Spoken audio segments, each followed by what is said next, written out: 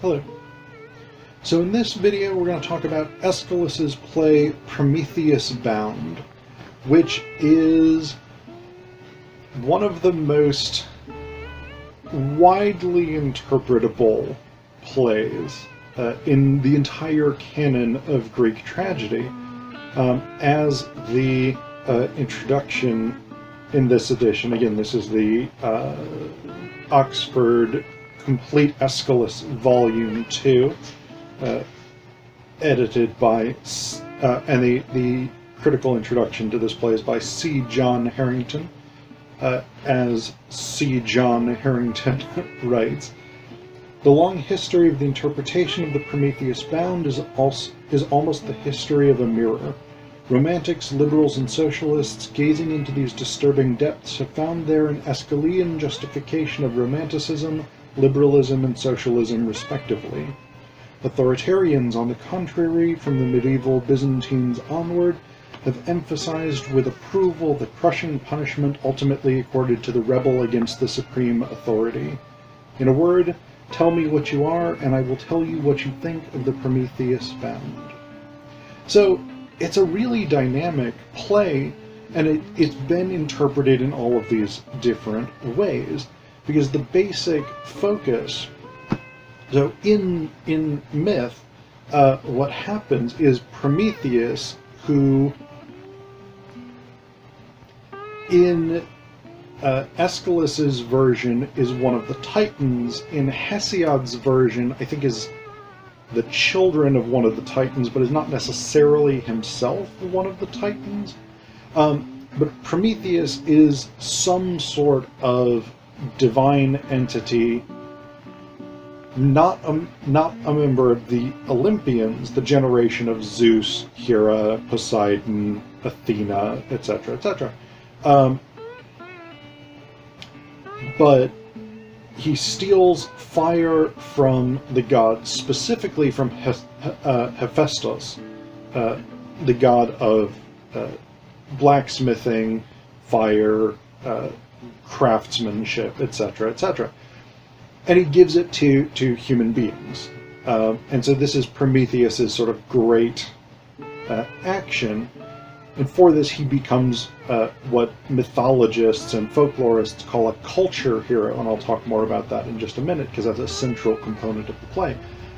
But Zeus, as punishment for Prometheus stealing fire from the gods and giving it to human beings, has him chained to a rock, chained to a giant mountainside in the Caucasus, where he is doomed to have an eagle come and eat his liver every day, which then grows back until generations down the line he's finally rescued by Heracles. And so, as Harrington's introduction tells us, people have looked at this and have sort of valorized Prometheus as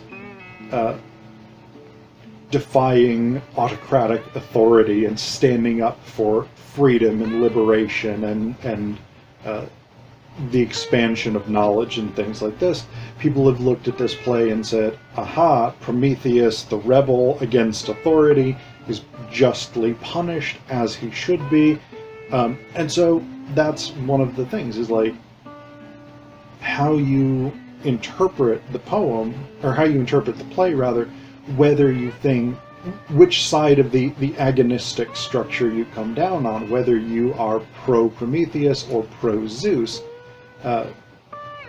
it matters significantly in terms of your interpretation of the play. But I want to... So I want to start by addressing this idea of the culture hero. So in mythology, in folklore, the idea of the culture hero, and this is a fairly universal type of figure, the idea is essentially that is an ancient ancestral figure, whether human or divine or semi-divine, who brings human beings knowledge, massive amounts of crucial, fundamental knowledge. Typically things like writing, agriculture, seafaring, depending on what type of civilization it is, and things like this, along with medicine, crafts, so metalworking, making pottery, things like this. And Prometheus, in roughly the middle of this play, has a long speech where he basically like attributes to himself all of these discoveries, all of this knowledge that allows human beings to become civilized. It's a long section, briefly broken up with a bit by the chorus. But in this section, he says, "Instead, hear what wretched lives people used to lead. How babyish they were until I gave them intelligence. I made them masters of their own thought." So that's how he starts out, basically.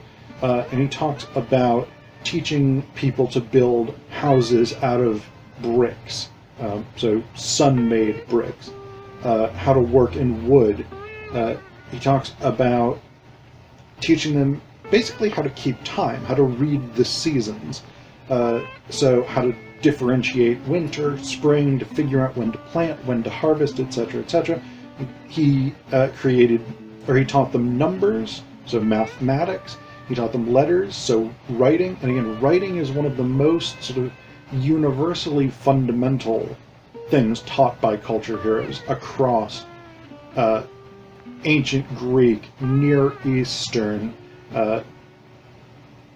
East Asian, so Chinese, Korean, Japanese, Northern European, like ancient Germanic cultures. Across all of these different cultures, writing is one of the things that culture heroes almost universally tend to bring. He talks about teaching people to domesticate animals, both sort of pack animals, but also horses to ride and to pull chariots. He talks about teaching them sailing. Then a little bit later, he talks about teaching them medicine, and he talks about teaching them divination. So all of the Greeks had a ton of different techniques for sort of reading omens. So the patterns in which birds flew, you would sacrifice an animal and then sort of look at the color of its liver and the organization of its intestines or whatever it is. He teaches them all of this. As well as he says he teaches them mining. He teaches them how to find resources and get them out of the earth. And he finishes this speech by saying, all human culture comes from Prometheus. So, I mean, he's taking a lot of credit here, taking a lot of credit and not giving very much credit to human beings for self-discovery or anything like this. And, of course, I mean, this is on the level of a mythological cycle. This is clearly not a sort of anthropological account of the origins of the universe.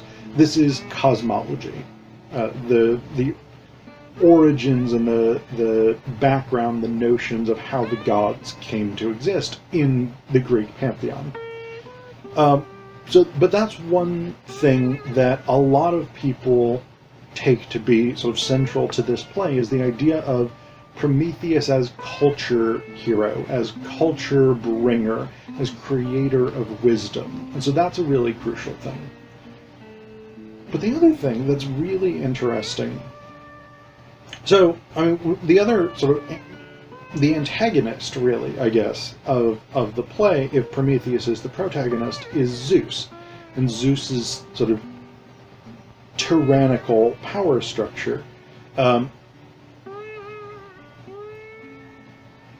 He's often in this translation referred to as a dictator, but the Greeks would have been very familiar. The ancient Greeks would have been very familiar with the idea of the tyrannos, or the tyrant, the person who ruled by sort of absolute single authority. And so we get that very clearly in Zeus's behavior here. In fact, the first speech, power and violence are Zeus's sort of hench people. They come on dragging Prometheus, and power starts by saying, "And so we've come to the end of the world, to Scythia, this howling waste no one passes through." And that's actually a really interesting phrase, because over the course of the play, Prometheus is visited by any number of people. Like, he's never alone. This howling waste no one passes through. Hephaestus, now it's up to you. What the Father wants done, you've got to do. On these overhanging cliffs, with your own shatterproof irons, you're commanded, clamp this troublemaking bastard to the rock. After all, Hephaestus, it was your glowing flower, fire, the power behind all works of hands. He stole it. He gave it away to human beings. That's his crime, and the gods demand he pay for it. He must submit to the tyranny of Zeus and like it too. He'll learn. He's got to give up feeling for humanity. So again, we've got this element of tyranny, this element of sort of autocratic and authoritarian use of power and use of violence by Zeus. What's really interesting, I think, is that Prometheus, the rebel, the one who resists this authoritarian tyranny, is also deeply, deeply implicated in it. So there's a theorist named René Girard, and one of the things that he writes about tragedy in his book Violence and the Sacred is that tragedy is structured around what he calls the monstrous double, where when you have an agonistic conflict, two values set up as opposed to one another, as the two characters, as the two central forces, struggle back and forth over whose value system is correct and who deserves blame for whatever the current crisis, the tragic crisis is, those two characters come to resemble one another more and more. So Zeus is clearly Zeus is clearly accused in this play repeatedly of a tyrannic abuse of power, but Prometheus tells us multiple times that he actually was an architect of that power. He and his mother, Themis, the Earth, abandoned the cause of the Titans to support the cause of the Olympians when Zeus was leading the Olympians to overthrow his father Kronos to become the chief deity. Prometheus was on his side, and then Prometheus, because of his wisdom, helped set up this structure that Zeus now uses. So Zeus is the tyrant, but Prometheus built the tyranny. Both Zeus and Prometheus are described as headstrong, as unyielding, as impulsive, as unwilling to reconsider their positions and things like this.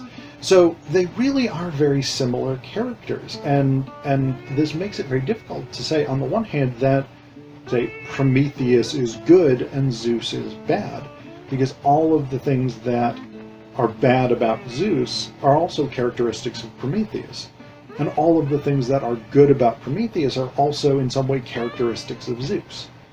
So we have that really difficult element here, that difficulty of reconciling. The other thing that I think is really interesting is that Prometheus doesn't seem to know himself, despite his tremendous wisdom. And actually, Ocean, and I think even the chorus sort of reiterates this traditional Greek wisdom of sort of know thyself and be moderate. And Prometheus basically dismisses that advice. Simon Critchley, in his recent book, Tragedy, the Greeks, and Us, also makes this point that one of the things that characterizes ancient Greek tragedy and continues to make it super, super relevant today is that the characters are irrational in some ways. Like, they are self-divided. So, for example, early in the play, Prometheus is sort of bewailing his sufferings. And he says, at what point will he end this pain? He being Zeus. Then he says, wait, what am I saying? I know how it all turns out. No unforeseen heartbreaks for me. I see I do what I'm bound to do and take the consequences best I can. So, and actually, like, we get this later on when Io comes in. Io, who's another mythical figure. She was a woman from Argos, whom Zeus lusted after, and so Hera transformed her into a cow, and then attacked her with a stinging fly that basically drove her up mainland Greece, through the Balkans, into the Bosphorus, down through the Middle East, down into Ethiopia, and then up the Nile River into Egypt. Anyway, so Io comes on, and Prometheus is at first like, yeah, I'll tell you everything you want to know about your fate, and I'll do it in plain language. But then he backtracks on this, and he becomes very reluctant to tell her this information, and he often tries to sort of couch it in riddles and things like this. So there are these sort of self-contradictions and this inability to know himself, which for Critchley is very sort of quintessentially modern, this idea of internal self-contradictions as a central component of the human psyche. But it's also a really interesting thing about Prometheus that makes him such a complicated and interesting character.